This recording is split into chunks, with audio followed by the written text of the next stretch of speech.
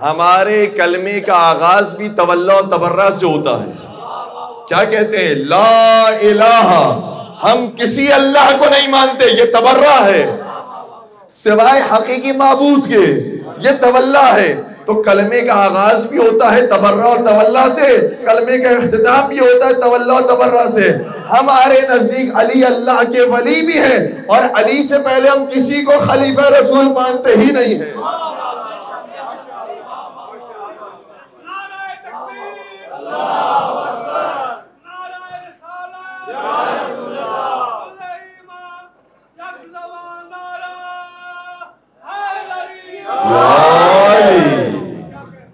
خدا نے قرآن میں بیان فرمایا قُلْ هَلْ يَسْتَوِي الَّذِينَ يَعْلَمُونَ وَالَّذِينَ لَا يَعْلَمُونَ.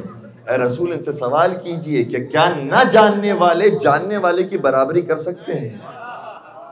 کہاں وہ جو ساری زندگی کہتا رہا لولا لولا لولا، اور کہاں وہ جو ممبر پر آ کر کہتا رہا سلونی سلونی قبل ان تفقدونی، مجھ سے سوال کرو قبل اس کے کہ تم مجھے کھو بیٹھو.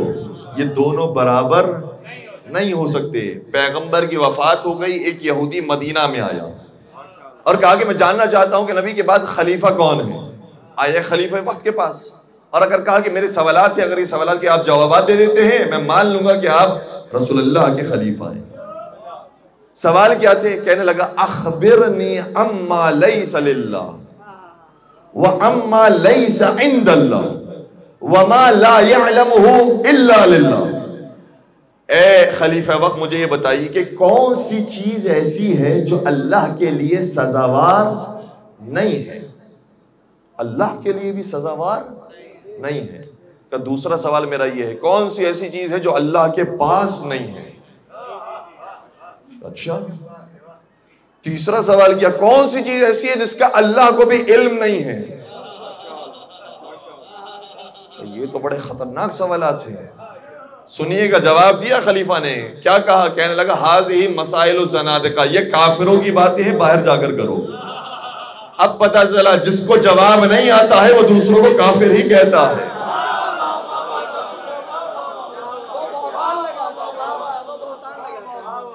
ابن عباس آئے خلیفہ وقت کے پاس، کہا اے خلیفہ وقت اگر جان کی امان پاؤ تو ایک بات کہو، اگر انسان کو کچھ معلوم نہ ہو تو اس کی طرف بھیجنا چاہیے جس کو معلوم ہو.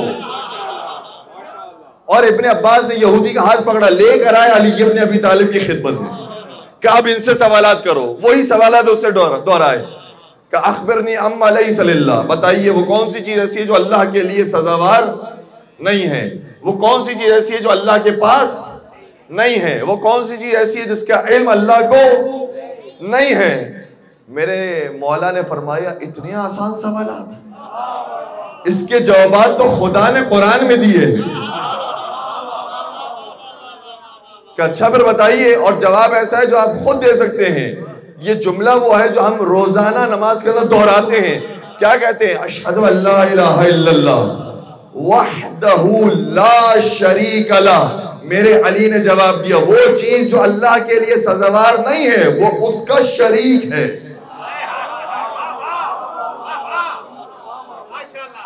خدا کا شریک اس کے لیے سزاوار نہیں ہے. پھر سوال کیا وہ کون سی چیز ایسی جس کا علم جو چیز اللہ کے پاس نہیں ہے؟ کہ خدا کے پاس سب کچھ ہے.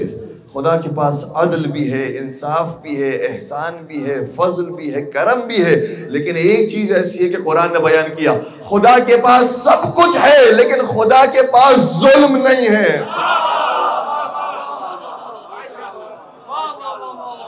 پھر کہ اچھا بتائیے کون سی چیز ایسی ہے جس کا علم اللہ کو نہیں ہے؟ کہا وہ تمہاری ہی بات ہے جو قرآن میں بیان کی. کہ وہ کون سی بات ہے؟ کہ قرآن کہتا ہے یہودی کہتے ہیں کہ عزیر اللہ کے بیٹے ہیں، اور اللہ کہتا ہے میرا ہی بیٹا ہے، مجھے اس کا علم نہیں ہے.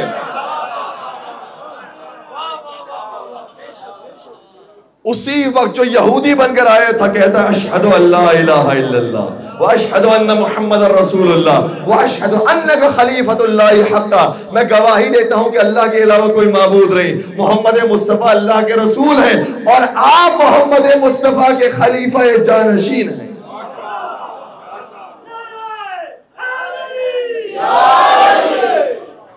تو ہمارے ہم معیار بڑا واضح ہے.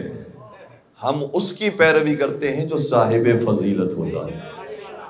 اور آئیے اب چوتھے سرکار کی زبان سے سنتے ہیں مولا امام زین العابدین علیہ السلام دربار یزید میں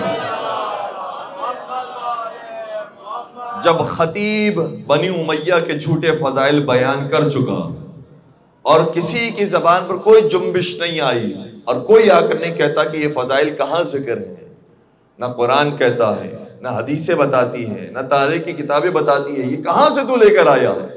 جب پورے دربار میں سناٹا تھا تو اس سناٹے کو علی بن الحسین نے توڑا۔ کیوں؟ کیونکہ یہ اسی کا پوتا ہے جو ہر میدان میں سناٹے کو توڑا کرتا تھا۔ لہذا آ کر کہا اے خطیب اب مجھے بھی اس جگہ پر آنے کی اجازت دے جو لکڑیوں کا ڈھیر ہے۔ علماء نے کہا یہ عجیب فقرہ ہے جو مولا سید سجاد نے بیان کیا، ممبر کو لکڑیوں کا ڈھیر کہا۔ کہ مولا سجاد اپنے اس فقرے سے کچھ سمجھانا چاہتے ہیں، سمجھانا یہ چاہتے ہیں جس ممبر پر فضائل محمد و آل محمد بیان نہ ہو وہ ممبر نہیں ہے، لکڑیوں کا ڈھیر ہے۔ اور اب اس لکڑیوں کے ڈھیر کو ممبر بنانے کے لیے سید سجاد اس پر آئے۔ آنے کی اجازت یزید نہیں دے رہا تھا کیونکہ جانتا تھا کہ کس خاندان سے تعلق رکھتا ہے، اگر اس نے بولا تو سب کی بولتیاں بند ہو جائیں گی۔ شہید محسن نقوی نے کتنے خوبصورت اشعار گئے تھے، کہتے ہیں کہ سجاد کی آنکھیں ہیں کہ مرجان کی دکانیں، سجاد کی آنکھیں ہیں کہ مرجان کی دکانیں، سجاد کی آواز سے ہے گنگ زبانیں، سجاد کی آواز سے ہے گنگ زبانیں، سجاد کے دشمن اسے مانے کہ نہ مانے، گونجے گی زمانے میں جہاں تک یہ آذانیں، گونجے گی زمانے میں جہاں تک یہ آذانیں، سجاد کے حصے میں یہ اعزاز رہے گا، سجاد پہ سجدوں کو صدا ناز رہے گا۔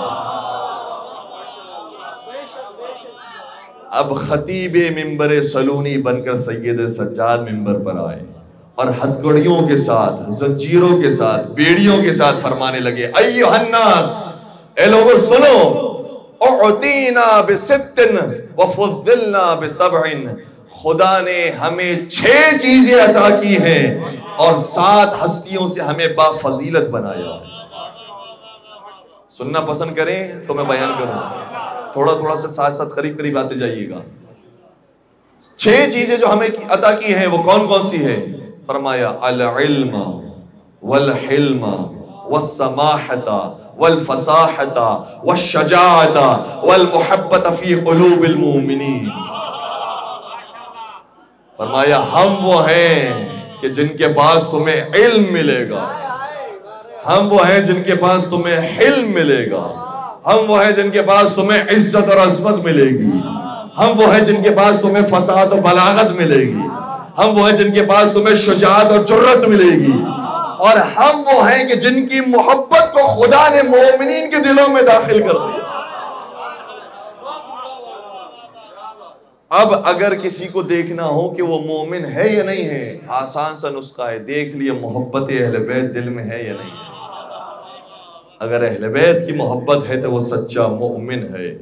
اور پھر فرمایا ہمیں 7 ہستیوں کے صدقے میں پروردگار نے فضیلت بخشی ہے۔ یہ کیوں بیان کیا؟ اس لیے بیان کیا کہ ہم تو بتاتے ہیں کہ ہمارا خاندان کیا ہے، اے یزید تو بھی تو بتا۔ ہمارا خاندان وہ ہے جس میں نبی اکرم آئے ہیں، ہمارا خاندان وہ ہے جس میں علی مرتضی آئے ہیں، ہمارا خاندان وہ ہے جس میں جناب حمزہ آئے ہیں، ہمارا خاندان وہ ہے جس میں جعفر طیار آئے ہیں، ہمارا خاندان وہ ہے جس میں حسن اور حسین آئے ہیں، ہمارا خاندان وہ ہوگا کہ جس میں امام مہدی علیہ السلام تشریف لائیں گے۔